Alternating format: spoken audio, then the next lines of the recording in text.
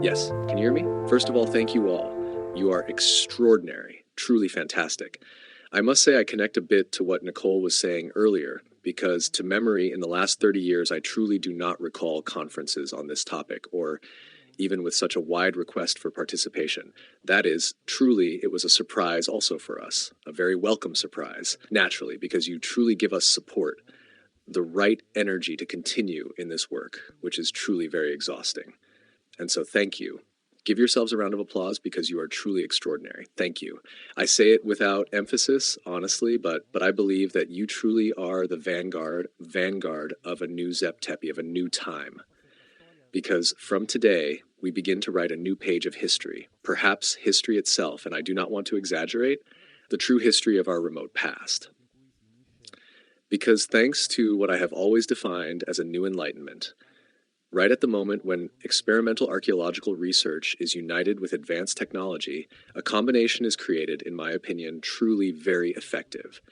Because on scientific data, we truly succeed in reconstructing, I would say even definitively, what happened in our remote past.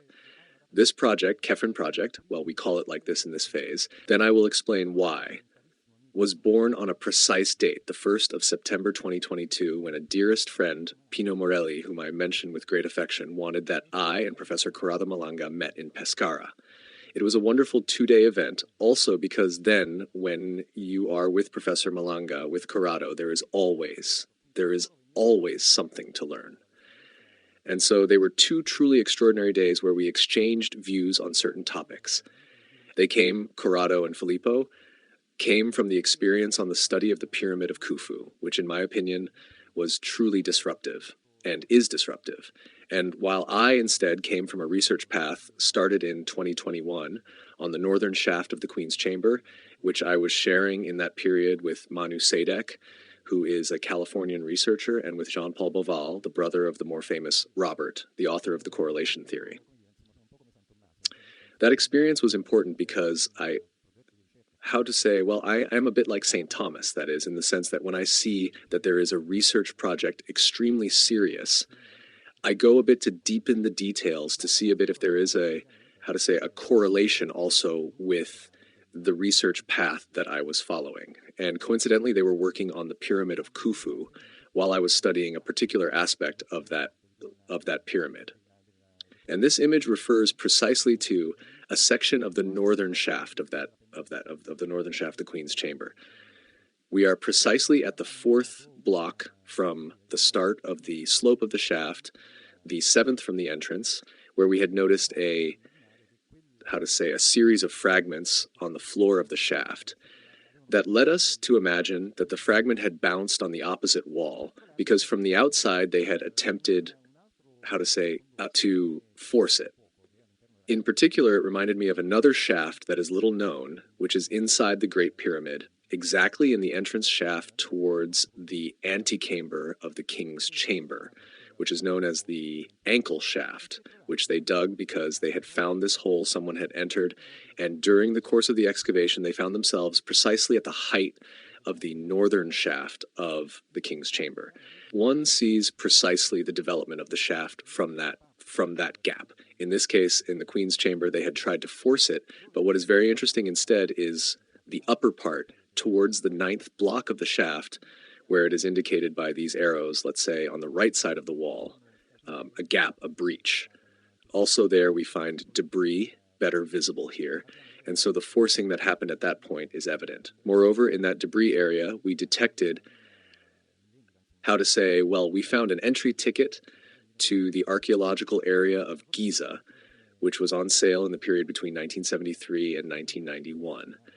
And a reel that in the end we discovered was a film reel from a Russian-made camera. So evidently someone had entered that environment and had left a sign of their passage. I think, moreover, these elements were not left there by chance. And so I wanted to delve deeper into this detail to understand at what height this environment was and whether this environment matched the reconstruction made by Corrado and Filippo. Honestly, I don't know why, but this is one of the things you indicated in green, not by chance, because chance does not exist. However, That chamber matches exactly with this environment drawn in green in the reconstruction made by Corrado and Biondi and Filippo. So it was the mathematical certainty, I would say, that the project they are working on and the technology they were using was perfect, precise, and that thanks to this technology, further steps forward in research could be made. So this is basically how the Kefren project was born, which is a project first and foremost of people, because we truly created an extraordinary, cohesive group to the limits of telepathy. Truly a magnificent relationship has been created. And I personally enrich myself day by day because I deal with geniuses. And so for me, it is truly an extraordinary experience. All of you know, for those who follow me, that in 2010 I presented during a conference held at Zed University in Dubai my theory on the dating of the Zep Tepi, which is a project that goes a bit beyond what was the theory of the correlation by Robert Bauval, from which I started. And while Robert had focused attention only on the pyramids and on the Sphinx, dating the site to 10,500 BC, I wanted to take a further step, having identified limits both in the technical analysis of the alignments and precisely in the identification of all those possible elements present on the Giza Plateau that could give an additional contribution to the research. And so by expanding the spectrum of analysis, and by proposing, let's say, a dating more coherent with what was present on the Giza Plateau, this led to the year 36,400 BC, where this set of elements of monuments, so I'm not referring only to the three major pyramids, to the Sphinx, but also to the mastaba, where currently there is the mastaba of Kentkaus, to Mensi II, to the temple of Amenhotep II, to two temples at the feet of the Sphinx. In short, a whole series of elements that allowed me to define the Giza Plateau from east to west. By aligning these elements with the celestial vault, there was an alignment. So I believe that that date can surely be the starting point to historically define the Zep Tepi. This study then led me to ask myself a second question. If this complex is so ancient, who could have built it, made it? Who made this blessed work, which is extraordinary? And then here one had to choose a path. And the path, in my opinion, the most useful one to understand also the consistency of the entire system, was to enter into the mind of the serial killer, that is, of the one who truly created that system. To understand how he reasoned, in what way he developed, from an architectural, engineering, and not only that, also scientific point of view, using, let's say, a more complex, broader terminology, to understand what the communication systems of this civilization were. We can obviously refer to a form of phonetic communication, but the problem is that in the pyramids of Giza, there isn't a shred of a hieroglyph. And I do not consider the scribble that is in one of the so-called relief chambers of the Zed. By now, it is known to all that it is a fake. So what could be the other system of communication? The language of number, the universal tool, the tool of universal language. Because through numbers, codes are communicated that cross space-time. Another important aspect was the study of astronomy, because through this tool, not only was it possible to date the site, but it gave us additional elements of evaluation, also in light of what was emerging then from ongoing research, connections not only with the surface, but also with the beyond. Let's define it like that, the underworld, as the English say, which step by step was coming to light. Just like geometry, but also the analysis of the archetypes that emerged from the very realization of some monuments that were built on the Giza Plateau, as we will see in a bit. For example, in the Valley Temple, which is one of the two temples, the one on the right, that are located under the Sphinx. So entering the mind of whoever created that system was fundamental. And this, thanks to the study of various authors, like, for example, George Hart, who is an archaeologist who worked at the British Museum. He produced, let's say, a series of publications on the various deities of the Egyptian pantheon, and in particular on Thoth, the deity called Thoth, who seemed to be not only very interesting for the aspects he analyzed, but seemed to be precisely the deity that was most aligned with the construction of the entire system of Giza. And so I started from there to deepen this topic and understand how much Thoth could be connected to the entire structure of Giza. And so gradually a whole series of elements came out, which we will see in a few moments. But above all, it came how to say, well, during the course then of our research, the need to also investigate on site some details that could be useful to the research. And so within the scope of the tour Gitos Velato, we, let's say, combined business with pleasure, right? So we went to Egypt to assess, to visit the Giza Plateau, in particular the pyramids and the most important monuments, well, that were built in that area, but also to take a peek at some elements regarding both the Pyramid of Cheops and the Pyramid of Chephren. I won't talk to you about the Pyramid of Mykonos, maybe we'll do that another time, but even there I can already anticipate that there are very, very interesting things. As for the Pyramid of Cheops, the first thing I want to analyze with you are these blocks that are found on the north facade of the pyramid, in the section that leads to the entrance of Al-Mamun. So the one that was, let's say, forcibly created from the inside. So whoever tells you that this entrance was made from the outside is essentially saying something incorrect for a whole series of reasons. The first is that they would have needed outrageous luck to find that entrance precisely at that point. In reality, it comes from below. We will see from where. And so these blocks show deep traces. They are sandstone, deep traces of water erosion, and only on some blocks of the north facade and on some blocks in the northwest corner of the Great Pyramid. These are the 2 points I analyzed, and this means that already around, let's say, 10 than 500, so the period to which Bauval traced the alignment, probably in that period, something occurred that demolished part of the covering that characterized the Great Pyramid, exposing these blocks to water erosion, because that area was submerged over time by the seawater. So these traces of water erosion were very, very important. This instead is the plateau in front of the east facade of the Great Pyramid. It's a pavement in limestone, and I can guarantee you that this plateau is made up of blocks so large that they didn't even fit into the camera frame. They were so massive. They are perfectly worked, meaning they are perfectly cut and aligned with one another, and they surround the entire structure. And later you will understand why this detail is important when Professor Corrado Mananga intervenes. And this feature of the base of the Pyramid of Cheops we also find in the Pyramid of Chephren, and in the Pyramid of Mykonos, and also in the area of the Sphinx. Another interesting aspect, this was Filippo who asked me for information on the Great Gallery. What you see here is a detail of the entrance precisely into the Great Gallery. That is, practically when you exit the ascending shaft looking upwards, there's this granite block that seals a hole. It's a plug, basically, that leads probably somewhere else that at this moment we do not know, or anyway we have not yet physically seen. And it is exactly in this point that you see in the white circle, which corresponds exactly to what Corrado and Filippo identified in their reconstruction of the interiors of the Great Pyramid that you see here in the red circle.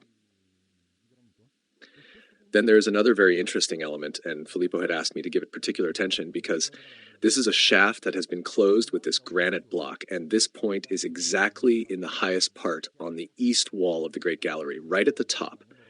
And there is another blockage that surely leads to some other chamber that they reconstructed in their work on the Great Pyramid.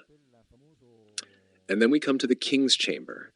In this point, there is that famous passage toward the lower chamber, which is located right below the King's Chamber. On that occasion, I lingered with the 2 custodians who are inside the chamber, well, who regulate the access flow to that room. We chatted, briefly actually, but I asked very precise questions about the chamber that is located below. After a moment of, let's say, their embarrassment, they were also a bit reluctant, let's say, to talk about it. Gradually, well, some things came out that are extremely interesting.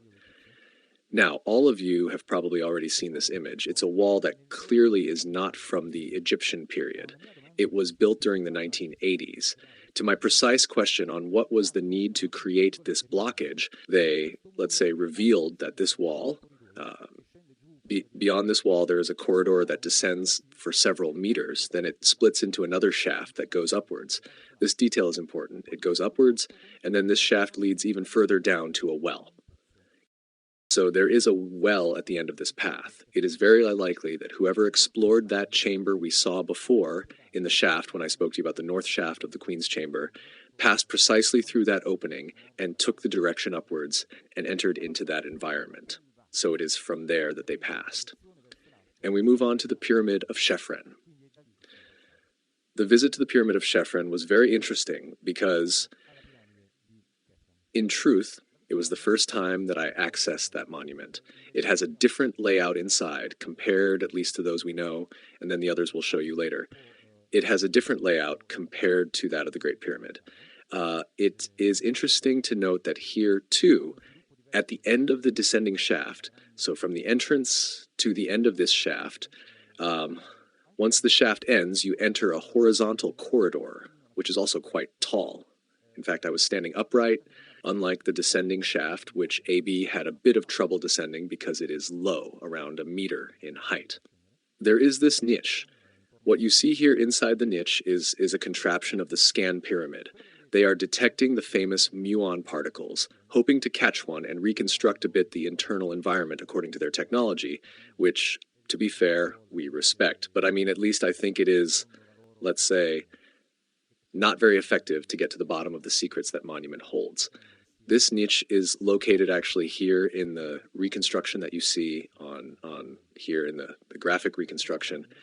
In reality, the position of the niche with respect to the shaft that goes downward is not exactly precise because it is located exactly in front of the door that leads to the second known chamber of the Pyramid of Chephren. We would have liked to explore that environment, but let's say access was denied to us. And I won't hide from you that we also tried to push a little to get in, but it wasn't possible. So it means that down there, not only are there the scan pyramid machines, but I hope they haven't done the same damage they did a few years ago in the Queen's Chamber of the Great Pyramid, where they even drilled the floor to check if under the Queen's Chamber there was a chamber, like in the case of the King's Chamber. So anyway, it wasn't possible for us to explore it. This instead is a detail of the horizontal shaft that leads to the Belzoni chamber, which one reaches by climbing up a short descending shaft that leads further up towards this other horizontal corridor that leads inside the Belzoni chamber.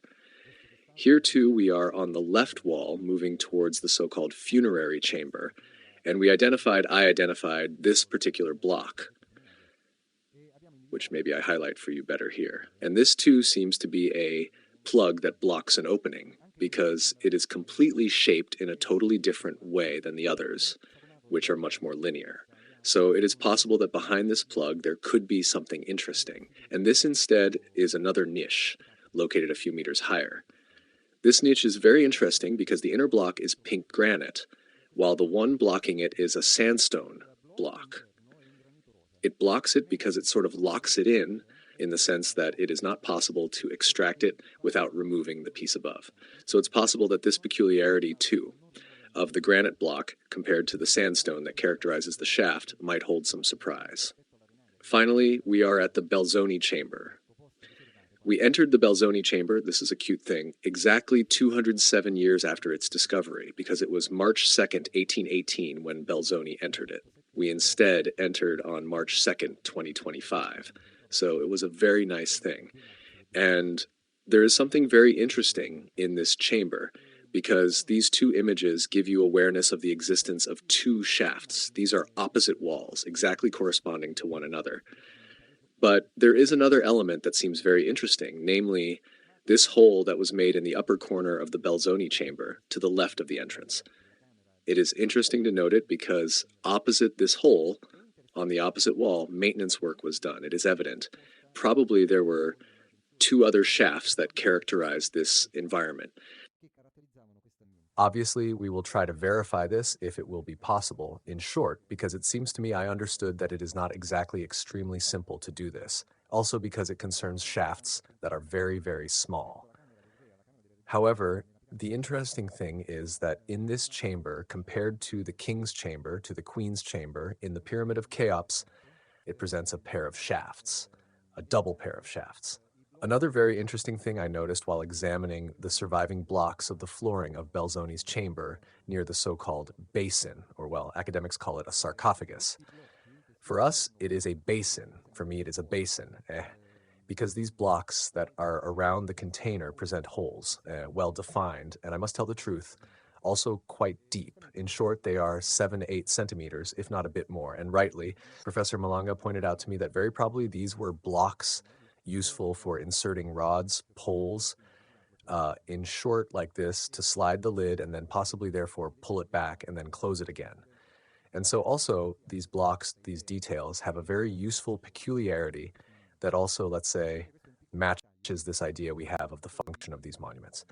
Finally, this is a small detail. It is a limestone block that is found in a niche right at the end of the descending shaft, which seems to be the closing door of that, which separates practically the descending shaft from the first horizontal shaft. Finally, the Great Pyramid, it is talked about little, but in reality, this monument has been particularly studied using technologies already. Well, we said that it was, let's say, explored by Belzoni in 1818 and then later by Perring, the friend of Weiss, who is the author of the little drawings in the relieving chamber of the Zed. They explored this monument, but in reality, one of the first and most interesting experiments was done in 1967 by Professor Luis Alvarez, who later in 78 was awarded the Nobel Prize for Physics. And already in 1967, this famous muon technology was being used. On that occasion, considering also the instrumentation available at the time, they didn't manage. In 1967, they only managed to explore a small volume of the pyramid, about 18%, with a naturally negative result. Other experiments were done both by CERN and the University of Riga, and this last study is very interesting, which was carried out on the pyramid because within the framework of an engineering symposium, in short, it had fundamentally nothing to do with archaeological research. Fractures were identified in the northeast area of the pyramid, along some courses towards the base, which according to these researchers suggest, or at least hint at, possible internal collapse, therefore void spaces. From this, it was deduced that there might be unexplored spaces inside the Pyramid of Khafre. Another temple, another monumental complex, very interesting, is the one next to the Sphinx. In particular, I had the opportunity to analyze some structural elements inside the Valley Temple, which is the one found to the right of the Sphinx. Why? Because practically this temple presents a double structural character made in sandstone blocks. This is an image taken from the southeast corner of the temple. You see these enormous sandstone blocks forming the whole perimeter part, which show, let's say, deep traces of erosion. And then there is an internal part, which is instead made of granite. In the academic version, this would have undergone maintenance during the period, during the Old Kingdom, so during the reign of Khafre, to whom this temple is attributed. And it is attributed to Khafre not because there is archaeological evidence proving this connection between Khafre and the Valley Temple, but simply because a statue in diorite of Khafre was found in a pit, upside down, by the way. In short, from this finding, this equation was born. Let's say, Temple of Khafre equals Pharaoh Khafre. In any case, what is interesting is the size and the cut of these blocks of granite, which are enormous. I believe that even here, the largest ones are close to 70 to 80 tons in weight. Moreover, with a joint that is extremely, let's say, precise. Besides the cut, this piece of granite was actually cut to form a curve, which fit perfectly with the other side blocks. So really, a kind of technology that during the Old Kingdom and during the Fourth Dynasty is not objectively recognized as belonging to the Egyptian civilization, which at that time was still using wooden mallets and copper chisels. So to work granite, you needed something entirely different. One thing that has always intrigued me, though, is the shape of the Valley Temple. Here you see a graphic projection of it. Valley Temple, which, let's say, has always given me the sensation of something different from the design of a temple. It almost seems like a plate for electrical transmission. You would say more like a circuit, let's say a microchip, a circuit. What is interesting, though, as I was telling you before, is to enter to use the syntax of thought to enter the mind and analyze the simplest elements that come before our eyes. Because let's say the only way to transmit a message into the future is to use simple language. And so what do we see here? On the left, we see a kind of fork made up of 3 prongs, so we have the number 3. Then you also see the development of the colonnade. Here too, there is a series of columns that give us back a number. Basically, there are 16 base columns that form this temple. So basically, the sum is 7. And then we have an element here on the right, which is formed by a niche. That is the one you see here in this point, where there is the number 1. So the numbers that come out are 3, 7, and 1, which by sheer coincidence seems to be an anagram of the number 137. And this thing already seemed like, let's say, well, a stimulus to explore this puzzle further. Now, in the archetypal reading of these elements, it was not, let's say, difficult to associate this number 3 and the shape of the 3 with this letter that we find, let's say, in the Hebrew alphabet, which is Shin, which by itself gives you this meaning, of a translating form, or rather of man reincarnating new life. So we were beginning to get, let's say, a small detail about what meaning the Valley Temple could transmit. Another interesting aspect instead is the shape of the one, which reminds us of the Tao. And here too, in its archetypal meaning, there is something that brings us, let's say, well, both to the reincarnated king and to the completion of an extraordinary work. And it is equally interesting to notice that the layout of the temple instead reminds us of another letter, which is the Zayin, which basically gives us this concept of immortality. So all these elements put together led us back during our study that we were developing with the underground of Giza to the city of Amenti and to its symbolic function. In ancient texts, in the Book of the Dead, in the Book of the Hidden Chamber, the Mdat, in the pyramid texts, they speak of a city of the dead over which Osiris ruled. A city which foresaw, let's say, a journey during the 12 hours of the night, which are recalled in the Mdat, during which the soul of the pharaoh passed in order to be reborn to new life and return to the Duat. The interesting thing, though, that intrigued me was, why this 371, and why didn't they invert the symbols to bring them back to 137? Now, there are many formulas, different mathematical, arithmetical formulas, let's say, that can be applied to this number, but they interested me little because I was actually aiming at the symbology that could connect mathematics or elementary symbols of arithmetic with Egyptian symbology. And the only formula that was applicable to this number that could be linked to the cross, right, to the Ankh, which is in the hands of the gods, symbol of life and symbol of life in the afterlife, was the sigma function. The sigma function, which is a function, you see it here, applied to all the natural divisors, that gives back what? This number. This is a truly interesting thing. I believe that chance does not exist, but the result of the sigma function applied to 371 gave us 432. So I had found another code, which united with 137, combined space-time with immortality, and gave us an indication of what might be beneath the Giza Plateau. I'll move on quickly because we have limited time, just a little more. So this additional element, this further code that emerged from the interpretation of these symbols, which allowed me, remember, to enter the mind of the serial killer and read the syntax of thought, inevitably pushed me to explore another text, which is particularly controversial, the famous Emerald Tablets. We all know the story of the Emerald Tablets. Their origin is not considered reliable by the academic community, perhaps rightly so in some respects, because the original of this text has never been found. However, this text also tells us things that are very, very interesting. During the course of the work we are doing, I have only considered the descriptive aspects of the city of Amenti, leaving aside everything else, which at the moment interests us little. We may analyze it when we have even clearer ideas about what is emerging from this research. But the Emerald Tablets were beginning to take on a very interesting function, to the point where I said to myself, look, we haven't found this text. The original doesn't exist, but perhaps we can get a historical meaning only through the reconstruction of what we are discovering. And from here came, let's say, a series of insights that we wanted to apply to certain elements of this text. And so one evening with Filippo, we stopped, so to speak, on one of the tablets, the 15th tablet of the Emerald Tablets, because we had identified a language unknown to us, a language that gave us no clear meaning.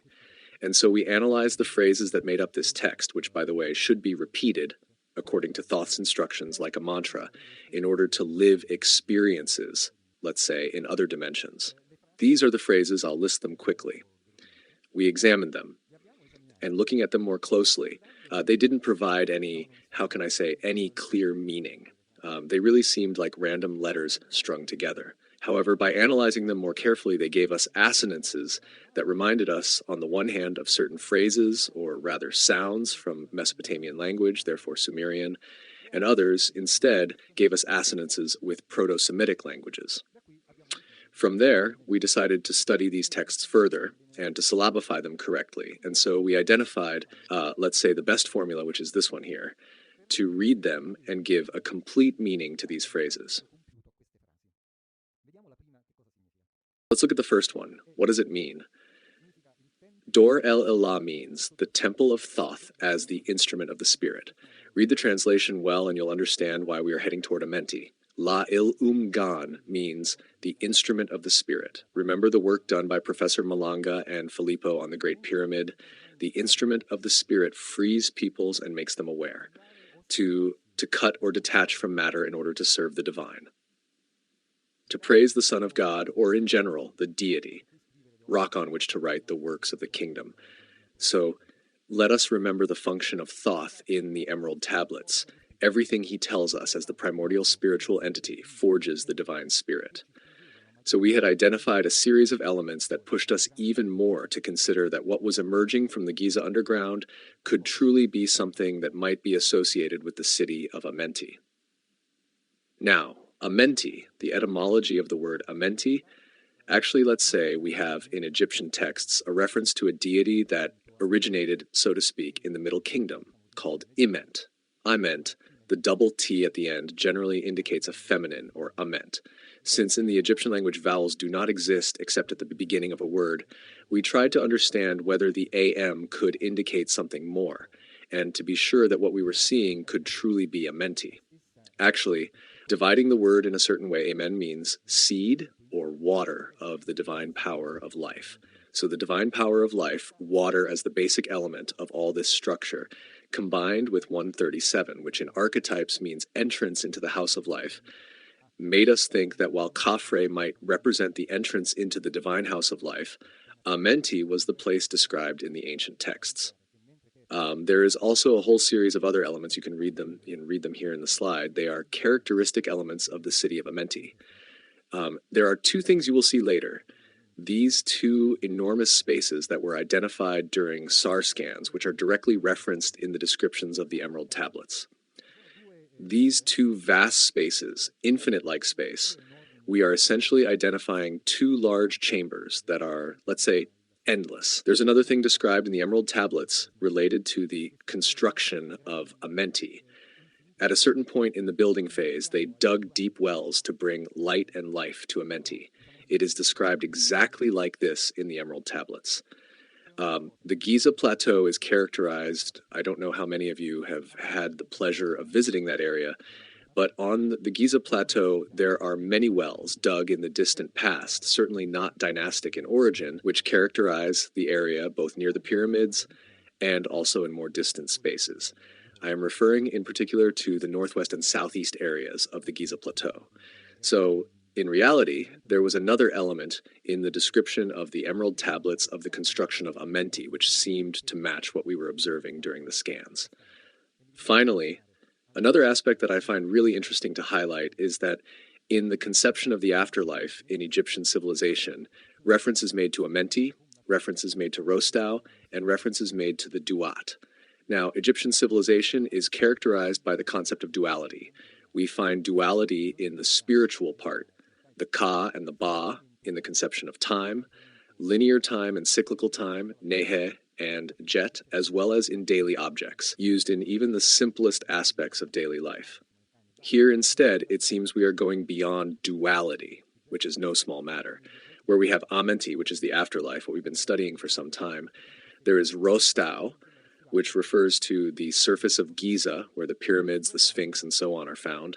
And then there is the Duat, which is the corresponding celestial vault. So we are in the full application of the principle as above, so below, found in the philosophy of this deity called Thoth. And hear this, and then I'll close. What is the relationship between Giza, the Zep Tepi, and Amenti? In reality, as I said at the beginning, we can truly understand the architecture of Giza only if we study it in its entirety, so from east to west. So not limiting attention only to the pyramids, or only to the Sphinx, or only to Tomb NC2, etc., but we can understand its complexity only by analyzing it in its entirety, from east to west, and at this point also from below to above. So while in the east we have the Sphinx as the guardian of life, so at the symbolic sunrise, therefore life developing from the sun along the ecliptic, but also our daily life, the pharaoh's daily life, so guardian of birth. Then we have the entrance to the west, Emet Amenti, the goddess of the western hill, symbolic place of death for the ancient Egyptians. Then the journey through the city of Amenti in the Giza underground and back again to the Sphinx to realize that concept of birth, death, and rebirth, which is an integral part of the spiritual and religious structure of ancient Egypt. And here I'll stop and pass the word to my colleagues, thanking you all for your attention.